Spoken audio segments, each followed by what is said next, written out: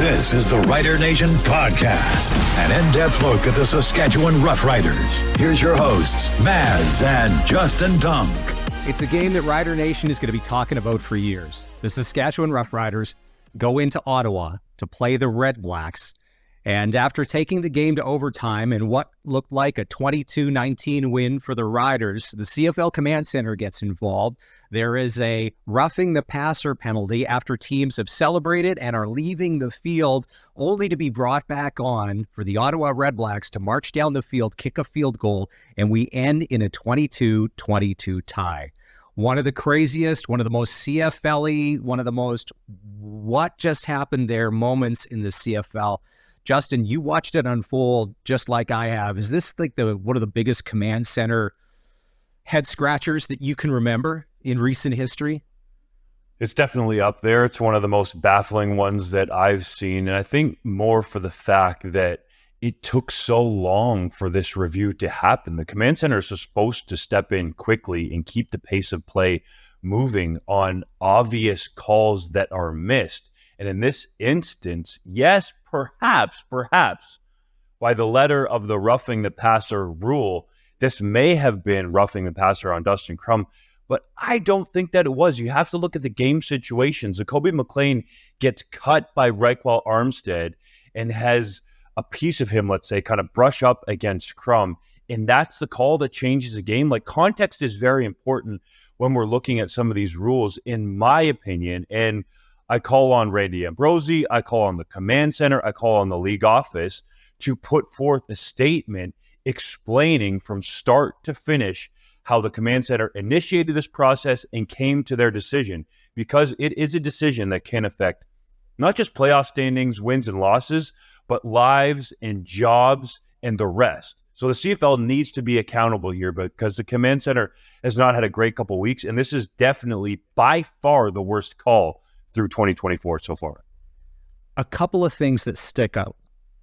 Bob Dice didn't challenge. He, at the end of the game, was kind of okay with it. So that would have been a first thing to be like, well, it was a football play. He didn't see anything there, and he probably would have had eyes on it. The second thing, when you check the CFL website, it was Malik Carney that they issued the penalty on for roughing the passer. And if you can see, Malik Carney is off to the right side of the screen and doesn't even really come near the quarterback. So even in doing this and overturning it, they got it wrong there as well. And you throw your hands up in the air. The CFL stats is Bush League. Like, come on. You're going to say Malik Carney was the guy that roughed Dustin Crum? Like, CFL, get your stuff together, man. This is why people call you Bush League. We want to love you, but this is the reason that you're the butt end of jokes sometimes. And it's true, and legitimately. And I heard you mention it on the 620 CKRM Rider Nation Radio Roundtable. On social media, there are people that are devout Rider haters that were even coming to our defense saying, wow, you guys got screwed. Like, I'm a Bomber fan, and I don't agree with this. That was not right. Corey Mace, after the game, you could tell in his post-game comments, was a little shaken, and obviously. And he had said that once the whistle blows as a football player, and you know this because you played, something changes. You instantly go into a different mode. And then to have to come back on the field and try and get it back together and get it into a defensive formation, do we owe the players a little more credit for even being able to hold Ottawa to just 3 points to tie that game, considering how hard that is? Players on both sides credit, my man. You got to think about both sides in this instance. When that whistle goes and the game is called over, players will talk about how they transform into game mode and when they get between the white lines. And then when it's over, it's different, right? It was very cordial, the way that everybody on both sides was going about those handshakes. So to me, that is the major error here, that this game was actually whistled final. Like, the game was final based on the most recent information that everybody had, and that never should have happened. You want to talk about errors here in the command center taking too long? The officials never should have whistled this game over until the command center had reviewed everything to their fullest. I don't care if it takes 10 minutes, but then that allows coaches and the players to still be in game mode before it's over. So arguably, that's the worst error of it all, because you want to talk about player safety and that switch in mindset. It's absolutely massive. These teams have just been going at it for 60 plus minutes and a couple of overtimes, and you're going to tell them, oh, it's actually not over.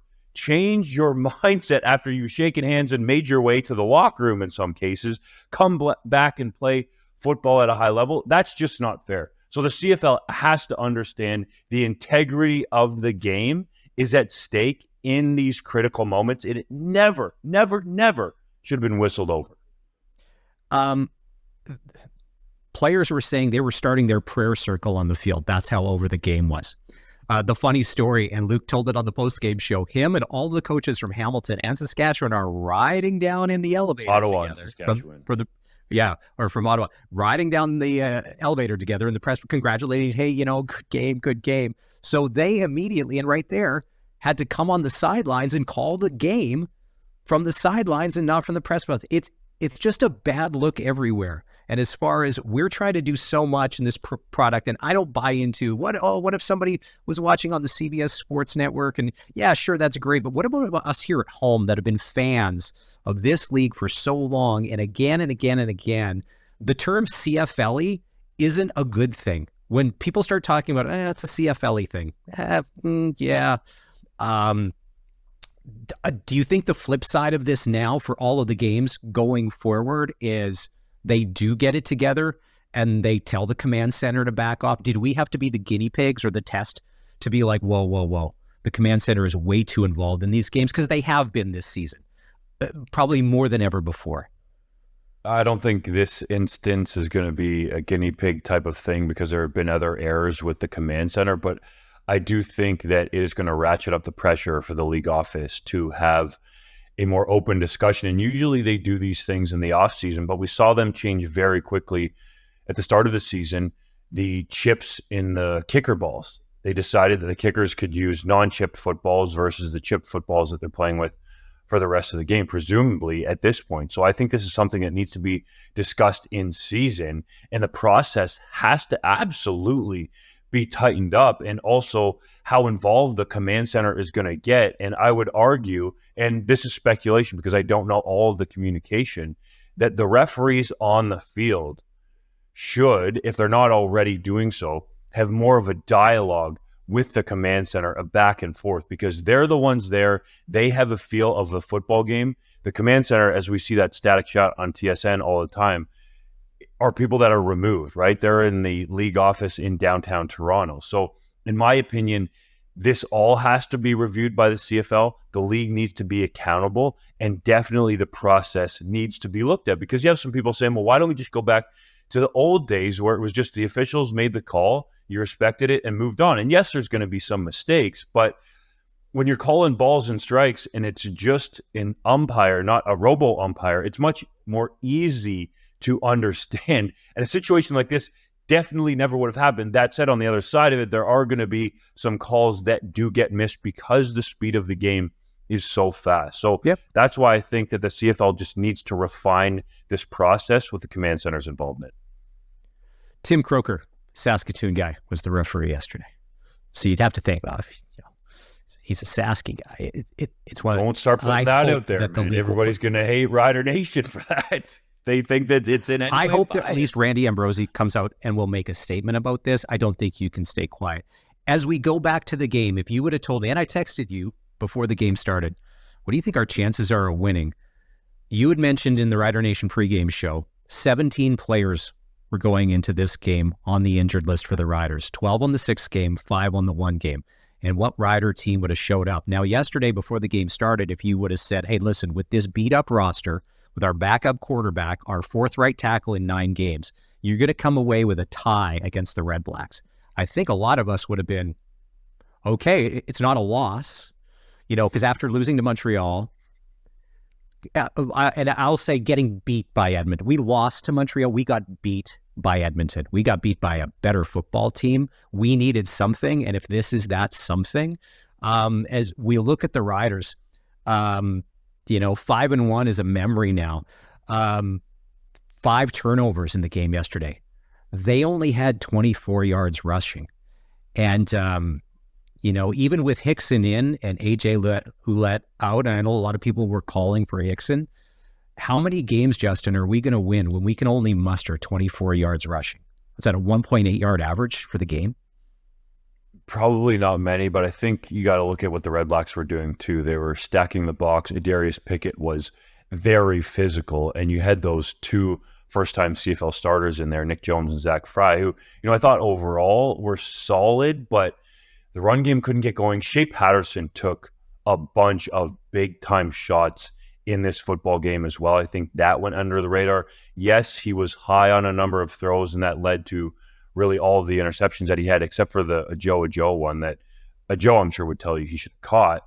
But aside from that, I just think the offensive line has undergone so much change that it's difficult when you have two first-time starters in there, along with three other guys that have been in those spots, except when they're filling in for in-game injuries the entire season, to jive right away. So I think that going forward, if these guys get a little bit more time together or the reinforcements come back at those positions, that the Riders will be better. But there's no doubt they have to run the football better.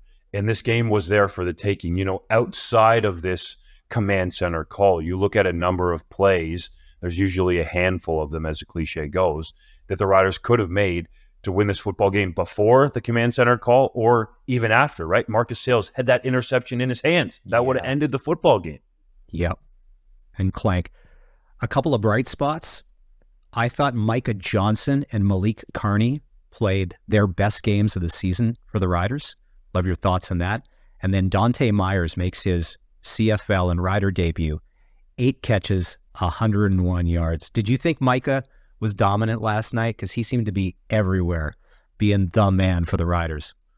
Micah and Malik were pretty good on that D-line, but to me, Caleb Sanders and to a lesser extent Miles Brown were the guys that jumped out to me. You're talking about Caleb Sanders stuffing a short yardage attempt, blocking a field goal, pushing Cyril Hogan-Sando back so far into Drew Brown that he caused an incompletion. Like, that might as well be a PBU or a knockdown. Caleb Sanders absolutely balled out on that defensive line. And oh, by the way, Miles Brown blocked the field goal as well. And yeah, I want to spotlight Dante Myers because I felt like since we saw him in the preseason and training camp, that this guy had that it factor to his game. And he certainly showed it. That 33-yard diving catch in coverage was absolutely fearless. And I felt like jump-started that entire Riders team. Not that the defense wasn't playing at a high level, but just gave them the energy to think that, okay, we can win this game.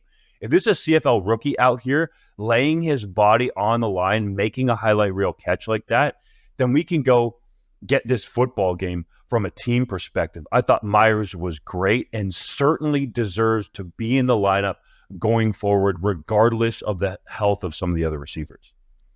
I agree. He does have that in factor. He can return kicks. There were a few times where Mario Alford, where sometimes there used to be a step there. Maybe it's gone. I think one of the adjustments that helped us, and it proved true, and I don't know if Joe. I don't think Mario Alford lost a step, my man. Just a week ago, he returned a kickoff. No, and is the leading kick returner in Riders history in terms of touchdown. I know, but in tight now, where he used to maybe there was that quarter of second there, and I guess last night with the rain, it's ball security. But even having him as a threat to return back some of his touchdowns this year. Yeah. Okay. He's still elite. The Joe, and if he got stapled to the bench, they put Mitch Picton in, who was a more sure-handed receiver. That another thing you talk about plays that got the Riders going. It was that out to the sideline where Picton makes that catch to extend that drive to get the Riders going. I think that, I think his veteran leadership, I think they needed that because I think at times if the game was getting a little overwhelming, and always looked like awful conditions to play in. And one more guy who I think that I know that 9 tackles, that's a good night. Adam Auclair's return to Ottawa, I thought in the past couple games he played great, and last night, it's funny at the end, before everything happened with the command center, he rightfully had the ball tucked under his arm after he thought the game was over, and I was like, wow, Auclair balled out tonight. Like, he had himself a game, and he's filled in nicely. He was a man on a mission, and it should have ended a perfect storybook way for him, but the command center took it away. All right. So the Riders, up next for them is Montreal, and will we or won't we see Cody Fajardo at Mosaic Stadium? That's the question. The rest of the CFL this weekend, the 4-4 Calgary Stampeders taking on the 4-4 Toronto Argonauts.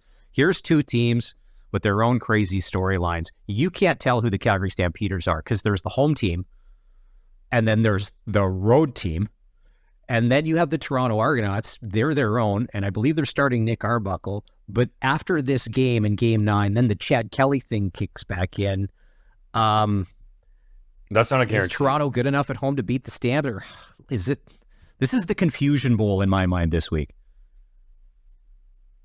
I don't necessarily think it's a Confusion Bowl, but it's not a guarantee that Chad Kelly comes back. He still needs to be reinstated. There is a lot to unpack there, I believe, from the CFL's standpoint. So I just don't want us talking in terms of it being a guarantee.